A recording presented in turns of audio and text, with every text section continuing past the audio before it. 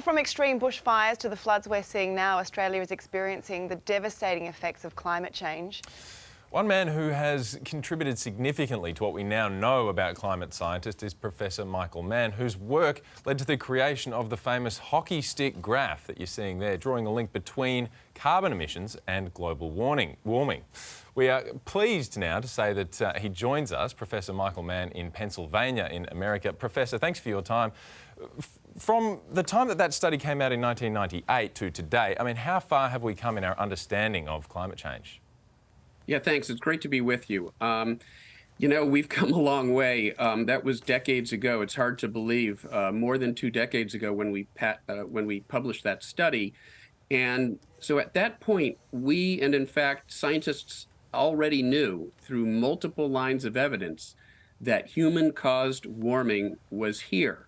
If we had acted back then, when we had enough knowledge to know we needed to act, it would have been relatively straightforward for us to reduce our carbon emissions, to transition away from fossil fuels to renewable energy in time to avert catastrophic warming of more than 1.5 degrees Celsius. Now, because of decades of relative inaction, we have a much tougher task on our hands. We've got to reduce carbon emissions by nearly 50% within this decade if we are to keep warming below that catastrophic level of 1.5 degrees Celsius. The good news is that, since I was last in Australia 3 years ago, Australia's come a long way. The Labor government has now supported substantial commitments to reduce carbon emissions in the years ahead. And so Australia is once again in a leadership position. The United States is back in a leadership position. That gives me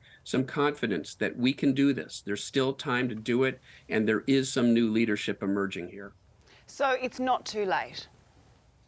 That's absolutely the case. It's not too late. It's never too late. Every bit of carbon emissions that we can reduce is going to make us better off. The less fossil fuels we burn, the less carbon we put into the atmosphere, the less damage that's going to be done. So it's never too late.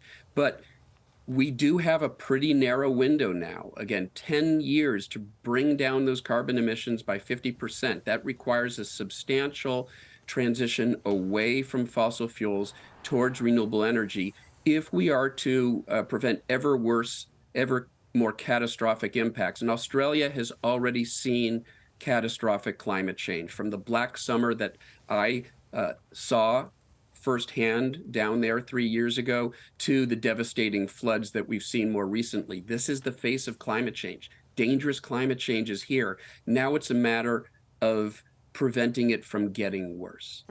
For years, Professor, your hockey stick graph was attacked by climate deniers. Of course, there are fewer of them now than there used to be. I mean, but still, what do you say to those sorts of people who don't take this threat seriously? Yeah, well, the good news is we've largely moved on. The evidence has become so clear, certainly to Australians back in 2020, early 2020, when I was there. Australia saw firsthand the reality of climate change. And so there really isn't that much questioning anymore of the reality of the problem, but we still do see these various delay tactics. The fossil fuel industry hasn't given up. They're no longer denying the reality of the problem, but they are, in fact, using other tactics to prevent us from making the needed changes. And that takes the form of division and deflection and even doom-mongering, despair-mongering. If they can convince us it's too late to do anything, then that potentially leads us down that same path of inaction. So it is so important to recognize that we can still do this. Well, Professor, it's great to get your insight this morning and have you on the show. And as you said, it's great that people seem to finally be listening. Thank you for your time. And if you want to see Professor Mann, he is coming down under. For details on his tour, head to thinkinc.org.au.